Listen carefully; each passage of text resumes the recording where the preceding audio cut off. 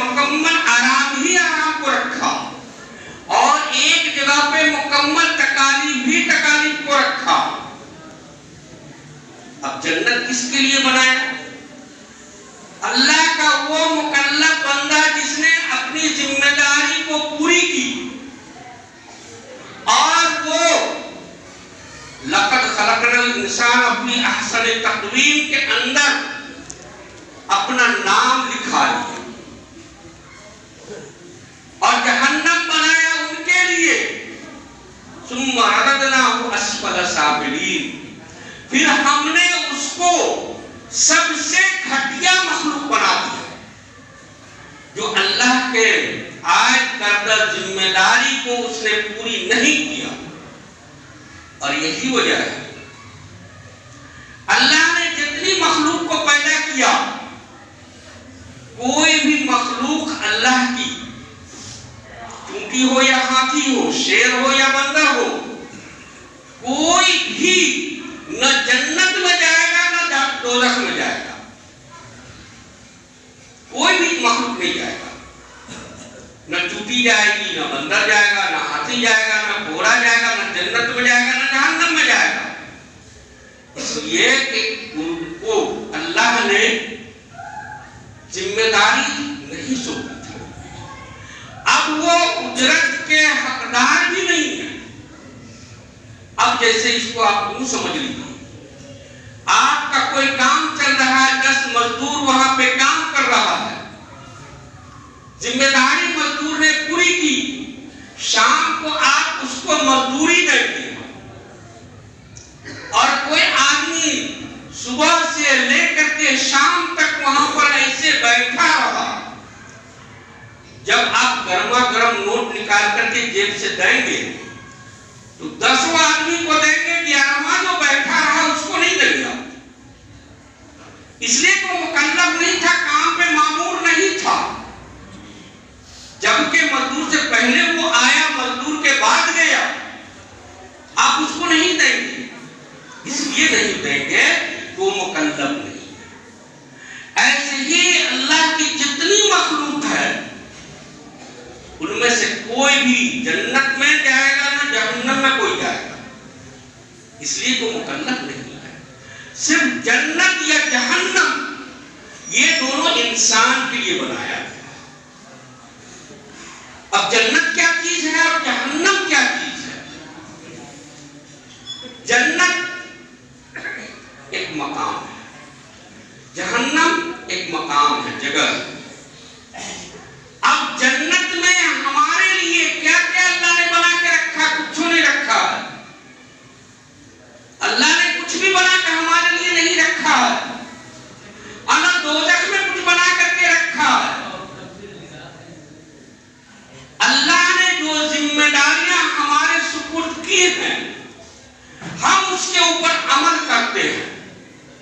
तो अमल के एतबार से जन्नत में हमारे लिए आरामदेह चीजें तैयार हो जाती हैं।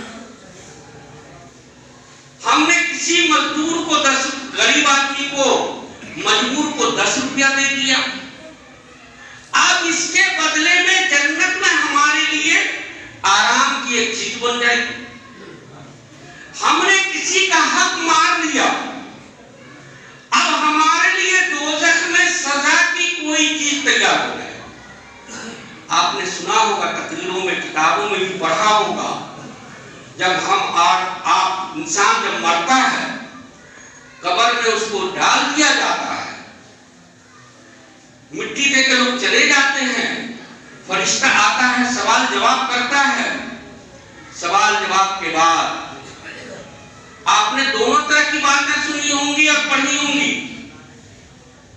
सांप आता है, गला में लटकता है, काटता है उसको, पांव में लटकता है, आग आती है। वो इंसान कहता है कि तुम मुझे क्यों तकलीफ दे रहे हो, तुम मुझे क्यों काट रहे हो, तुम हो कौन? इसलिए कि इंसान वहां पर मजबूर रहता है। जरा सा आप तसव्वुर कर लीजिए कि आप एक कमरे में मौजूद हैं, कमरा में बाहर से ताला बंद है, आपकी आवाज भी बाहर है और एक बहुत बड़ा अल्लाह सांप आया है, पहले तो आप डरेंगे और फिर आपकी हिम्मत जब जवाब देने लगेगी तो आप उससे कहेंगे तुम हो कौन, क्यों तुम आ रहे हो इधर, अब पीछे हटने की कोशिश करेंगे आप। ऐसे ही इंसान सांप से भी पूछेगा, बिच्छू से भी पूछेगा, आग से भी पूछेगा, तरह तरह के जो आजाद आएंगे उससे भी पूछेगा, वो सब बताएगा कि मैं तुम्हारी दौलत हूं जिसकी तुमने ज़कात नहीं अदा किया, मैं तुम्हारा भला अमल हूं जो काम तुमने किया जो तुमको नहीं करना चाहिए था। और आपने ये भी पढ़ा होगा या सुना होगा, किसी का अमल बीच बीच है, अब सांप बढ़ रहा है आजाद देने के लिए, आग बढ़ रही है, कुरान की तिलावत करता था, नमाज पढ़ता था, रोजा रखता था, हज करता था, ज़कात देता था, अब सांप के बीच में और हमारे बीच में वो आके खड़ा हो जाएगा, कहेगा तुम नहीं काट सकते हो, आग से कहा देगा कि तुम आगे नहीं बढ़ सकते हो। ये आदमी खुश होगा, पूछेगा उससे कि तुम कौन हो, बचाने के लिए कैसे आ गए। जैसे हम अचानक कहीं मुसीबत में फंस जाएं और कोई हमें मुसीबत से निकाले, हम उससे पूरी आदती मन्नत के साथ, खुश अखलाकी के साथ पूछते हैं, भाई साहब आप कौन हैं, कहाँ घर है आपका, पूछते हैं। ये इंसान भी पूछेगा कब्र में कि भाई तुम कौन हो, क्यों आ गए हमको बचाने के लिए। वो कहेगा मैं तुम्हारी नमाज हूं, मैं तेरा कुरान हूं, मैं तेरी ज़कात हूं, मैं तेरा रोजा हूं, मैं तेरा सिद्क हूं, सच्चाई हूं, मैं तेरा अखलाक हूं, जो तुमने दुनिया में किया अपनाया, आज तुमको ये हमको हुक्म हुआ है कि इन अज़ाबों से बचाने का। यही होता है मुकल्लफ और गैर मुकल्लफ का मतलब। इंसान को अल्लाह ने मुकल्लफ बनाया है और इंसान को अल्लाह ताला अपनी तरफ से कोई सजा नहीं देगा। हर एक सजा इंसान का किया हुआ खुद उसका काम होगा। सांप हो, बिच्छू हो, आग हो, जो भी सजा है, खून है, पीप है, तो खाने पीने को मिलेगा दोज़ख में, वो सब उसका अमल रहेगा, अलग से कुछ नहीं है।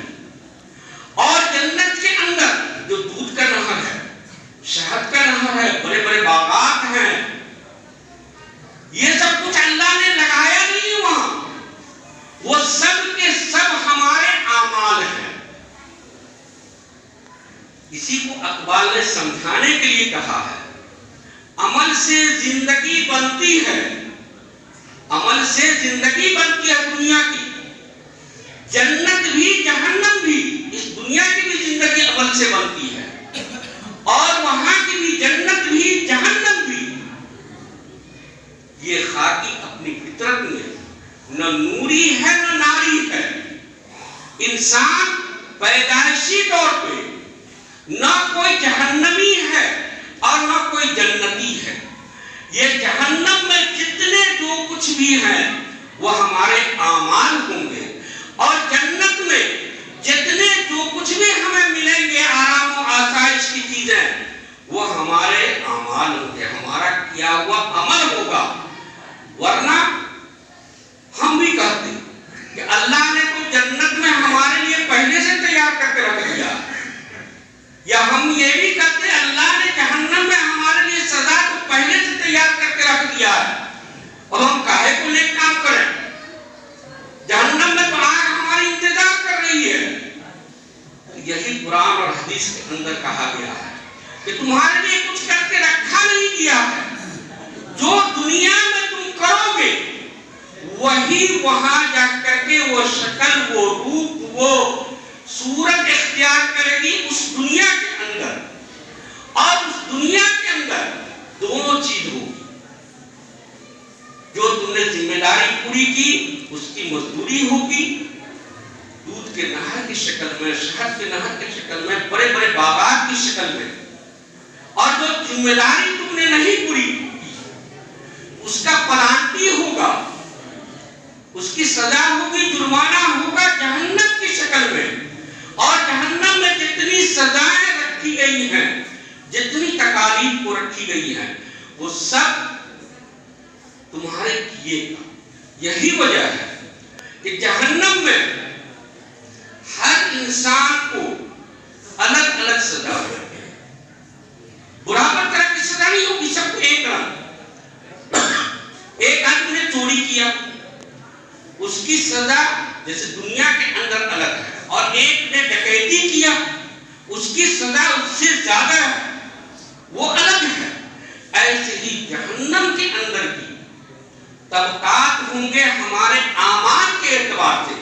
किसी को कम तकलीफ होगी और किसी को ज्यादा तकालीफ होगी, किसी को कम सजा होगी, किसी को बहुत ज्यादा सजा होगी। जैसे कि हम आप सुनते हैं फिरौन, कारून, हामान, शद्दाद, सबसे ज्यादा उसको सजा दी जाएगी, सबसे ज्यादा तकलीफ दी जाएगी। लेकिन इसके अलावा भी लोग होंगे जिनको उनसे भी ज्यादा सजा दी जाएगी। जिनको, उन लोगों को जो किसी मोमिन मर्द या मोमिन औरत के ऊपर किसी तरह का इल्जाम लगाता है, चोरी का, डकैती का, बेईमानी का, शैतानी का, नहीं जानता लेकिन उसके बारे में बोल दिया, और फिर वो तौबा नहीं करता और तौबा करके किए बगैर वो मर जाता है।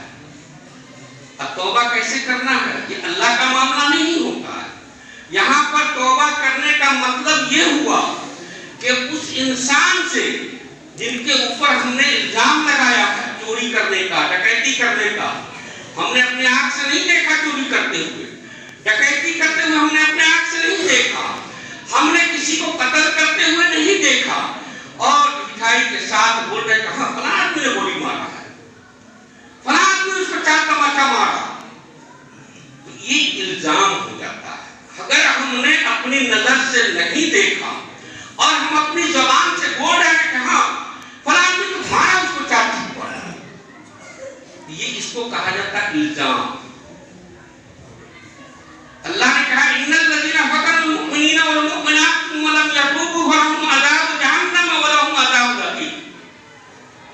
हमने इल्जाम लगा दिया, किसी मुमिन मर्द पर बोहतान लगा दिया, मारने का बोहतान लगाया, फिर वो तौबा नहीं किया। किससे तौबा करेगा? अल्लाह से नहीं, उस बंदे से जिसके ऊपर बोहतान लगाया, उससे जाके कहना पड़ेगा भाई साहब हमसे गलती हो गई, आप हमको माफ कर दें।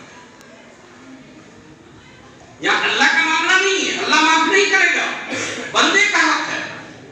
और ऐसा नहीं किया मर गया तो अल्लाह कहता है तुमने सुना कारून, फिरौन, हामान, शद्दाद, नमरूद का नाम, उससे डबल अज़ाब उसको होगा।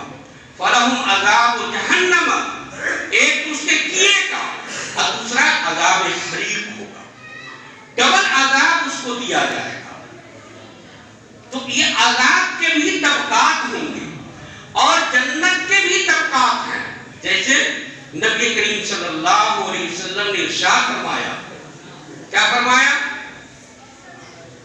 अल्लाह से तुम मांगो जन्नतुल फिरदौस। जन्नत के बहुत सारे तबकात हैं लेकिन मांगो आला, ए अल्लाह तू मुझे जन्नतुल फिरदौस में मकाम दे। किसी के लिए भी दुआ मांगो, उनके लिए कहो कि अल्लाह उनको जन्नतुल फिरदौस में दाखिल कर। ये जन्नत का एक आला मकाम है, दर्जा है। पता ये चला कि उससे नीचे भी जन्नत का दर्जा है। ये मुख्तलिफ तबकात जो जन्नत के और जहन्नम के हैं हमारे काम की वजह से। बीच में एक जहन में एक बात आ जाती होगी कि हमने किसी को कह दिया, इल्जाम लगा दिया कि फलां आदमी ने हम मारा था, उसको चकमा थप्पड़ मारा या गाली बकता, और हकीकत में ये बात हमने कान से नहीं सुना था, आंख से नहीं देखा था। अब आपके जहन में आएगी कि हम माफी कैसे जाकर के मांगेंगे उससे। तो अगर हमको चाहिए जन्नत और कारून, फिरऔन, हामान, शद्दाद, नमरूद से ज्यादा अजाब से बचना चाहिए, तो हमको जाके माफी मांग लेना चाहिए। और हम और आप क्या चीज है? जब नबी करीम सल्लल्लाहु अलैहि वसल्लम ने मस्जिद नबी में